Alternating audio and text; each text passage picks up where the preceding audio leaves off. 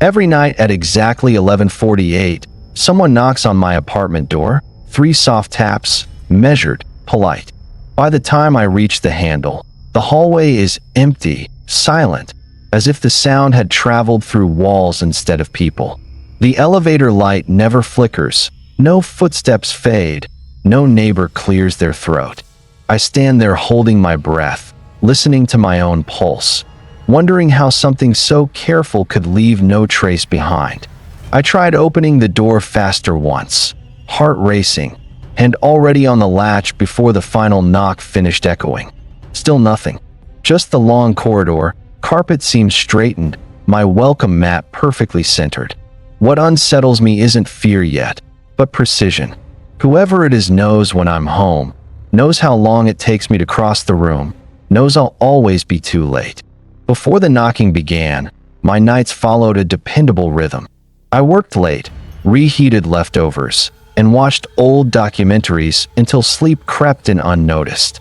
The apartment felt neutral then, neither comforting nor hostile, just a place where time passed quietly. Mornings were brighter. Sunlight slid across the living room floor in clean rectangles, dust floating lazily like it had nowhere urgent to be. I drank coffee by the window, watching commuters below, anonymous lives moving with reassuring purpose. I liked my building because it was boring. Beige walls, polite neighbors, no drama worth remembering. The kind of place where nothing happened unless you planned it. Even the hallway smelled consistently of detergent and something vaguely metallic. Most evenings, I barely heard other tenants. Occasionally a door shut, or someone laughed near the stairwell, but it blended into the building's background hum. Privacy felt mutual, unspoken, and reliable. I rarely answered my door. Deliveries were left outside, friends texted when they arrived, and maintenance always announced themselves loudly. The door existed mostly as a boundary, not an invitation, something solid between me and everything else. I slept well. Deep, uninterrupted sleep that left no room for dreams worth remembering. My body trusted the silence then. When I woke, it was to my alarm, not to unexplained sounds or sudden awareness. Weekends passed slowly. Laundry, grocery runs, the mild irritation of small chores. I remember thinking how predictable everything felt, how my life had settled into grooves too shallow to cause discomfort. At night, I sometimes paused before locking the door, checking the peephole out of habit. The hallway was always empty, its lights humming faintly, the same stretch of carpet I'd seen hundreds of times before. There was nothing about the door that suggested significance. No scratches, no dents, no history. It closed smoothly, latched cleanly, and did exactly what doors are meant to do: separate inside from outside. If someone had asked me then what frightened me, I wouldn't have mentioned home. I would have shrugged, said deadlines, or money, or the future. Certainly not a knock I hadn't yet learned to expect. The second night, I noticed the knock sounded closer than the door itself, like it came from inside the wood rather than the hallway. I laughed at that thought, told myself sound traveled strangely in old buildings. I checked the peephole longer than necessary, pressing my eye until it hurt slightly. The corridor looked unchanged, but I felt as if I'd interrupted something mid-motion, like opening a book after someone else stopped reading. Later, brushing my teeth, I realized I hadn't heard the elevator at all that night. Normally it groaned at least once around that hour. The absence felt accidental, but my mind kept circling it anyway.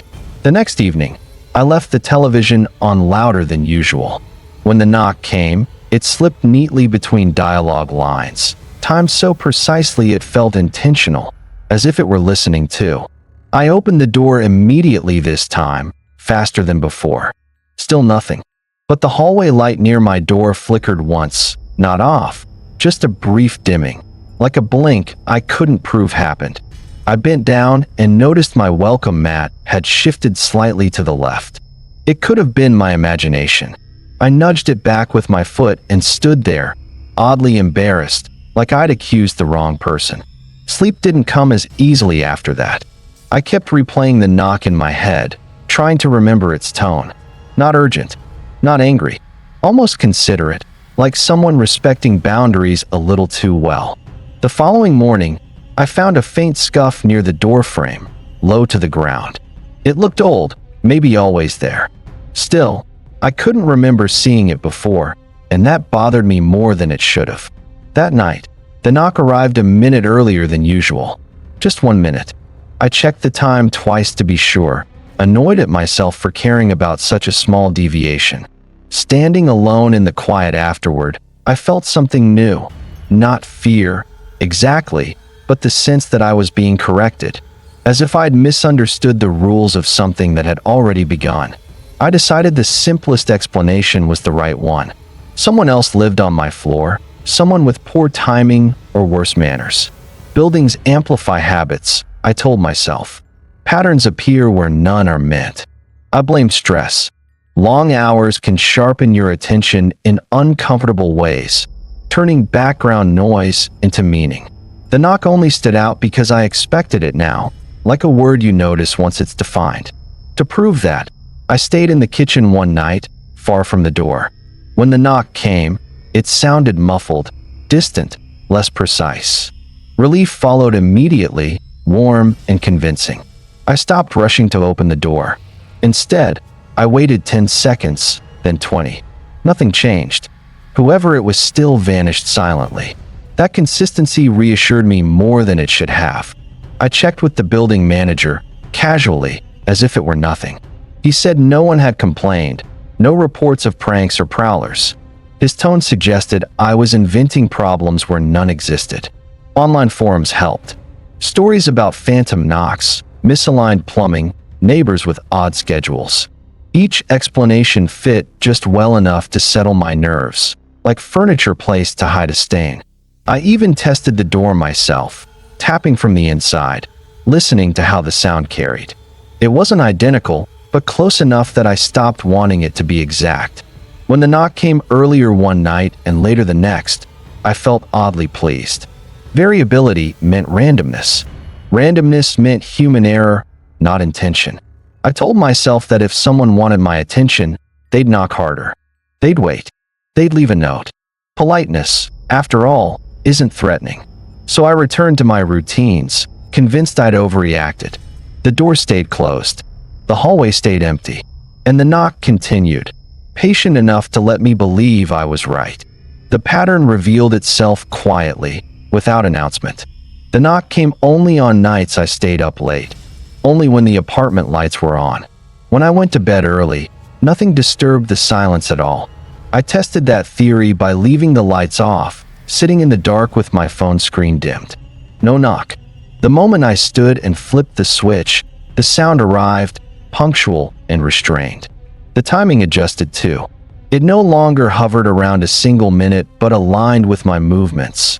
After I sat, after I exhaled, after I settled. Always when I'd stopped expecting it. 3 knocks became 2 on Tuesdays.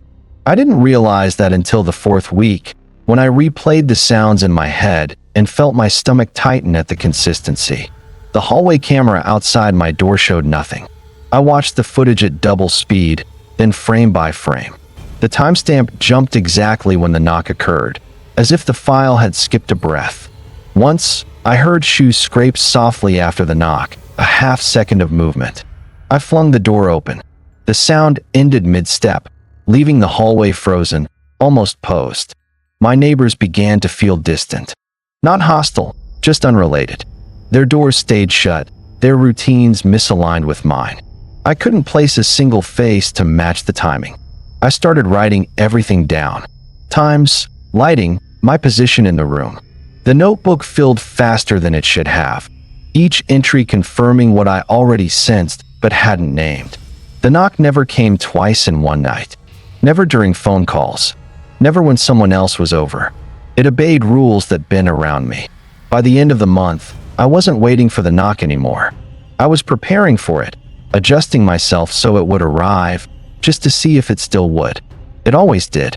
And with each repetition, the knock sounded less like a request and more like a reminder, precise enough to feel deliberate, restrained enough to feel practiced. The first time it used my name, it wasn't spoken.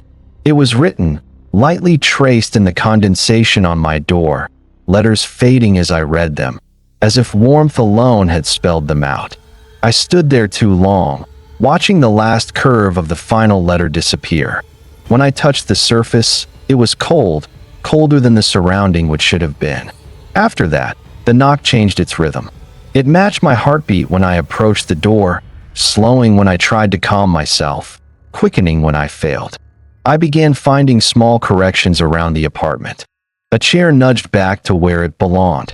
A window latch I knew I'd left open, now secured. Nothing missing. Nothing added. One night, the knock came from inside the bedroom door instead. Same polite taps. Same spacing. I didn't open it. I sat on the bed until morning, listening to my breathing get louder. The building manager stopped returning my calls. When I went to his office, it was empty, paperwork gone, nameplate removed, like he'd never occupied the space. I checked my phone records. Missed calls from my own number appeared at the exact times the knock had sounded. No voicemail. No ring I could remember hearing. The hallway camera now showed me standing at the door before the knock occurred, waiting. I didn't remember doing that. The footage felt instructional, like evidence of something I was meant to notice. I tried staying elsewhere. Hotels, a friend's couch. The knock followed, softer but unmistakable, always arriving just after I convinced myself distance mattered. It never knocked when I slept. Only when I was awake enough to understand, alert enough to feel singled out, like the sound existed solely for my attention. By then, I stopped thinking of it as someone outside. The patience, the timing, the careful restraint. It felt less like an intruder and more like a presence correcting its reflection. I tried telling people, carefully at first, trimming the details into something reasonable. Faces tightened politely, eyes drifting, the way they do when a conversation becomes inconvenient. Advice replaced concern. Sleep more. Stress less. Change apartments. Friends stopped staying late. They always found excuses to leave before night settled in, glancing once at the door as if it made them uneasy without knowing why. I stopped inviting anyone over.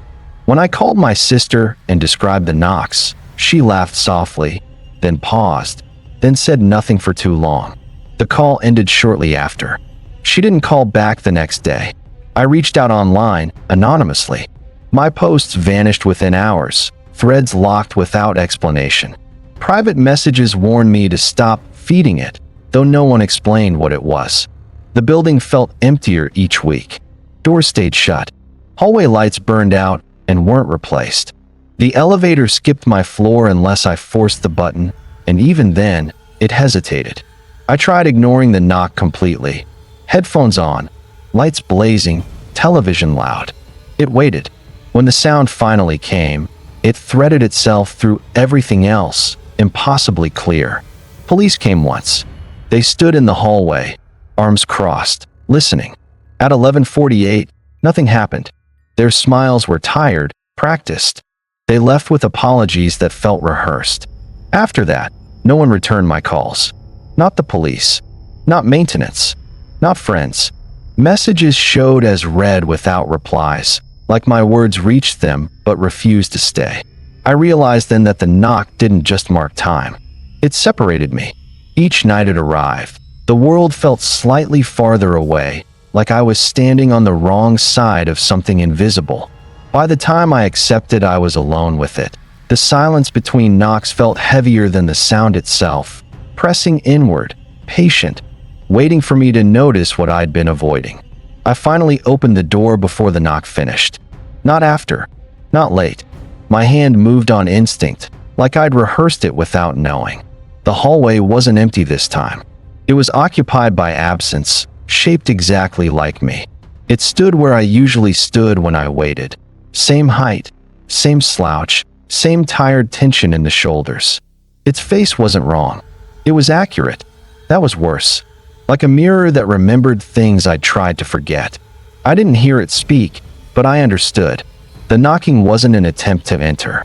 It was a signal, a synchronization. Each night, it had been checking whether I was still aligned with myself. The missed calls, The footage, the corrections around my apartment, they weren't intrusions. They were updates. Adjustments made when I drifted too far from whatever version of me stayed on schedule. I remembered something then. A period months ago I couldn't clearly recall. A stretch of exhaustion, doors I didn't remember closing, nights that felt edited. I'd assumed stress. I'd assumed sleep. The thing at the door stepped back, giving me space I hadn't earned. The hallway behind it wasn't my building anymore. It was identical, but cleaner, quieter, like a draft saved before mistakes were made. Now, each night, I wait differently. I don't anticipate the knock.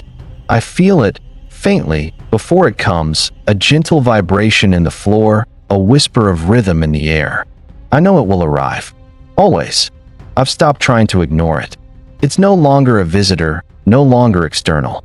It's a reminder, a silent companion enforcing my reflection, correcting the me I allow myself to be. Sometimes I see it in mirrors, standing just behind me, arms folded, patient. I turn, and it's never there, but the air tastes colder where it should have been. And sometimes, in the quietest part of the night, I swear it waits at the other end of the hallway, just beyond the door, tapping softly, as if I'm still not quite ready.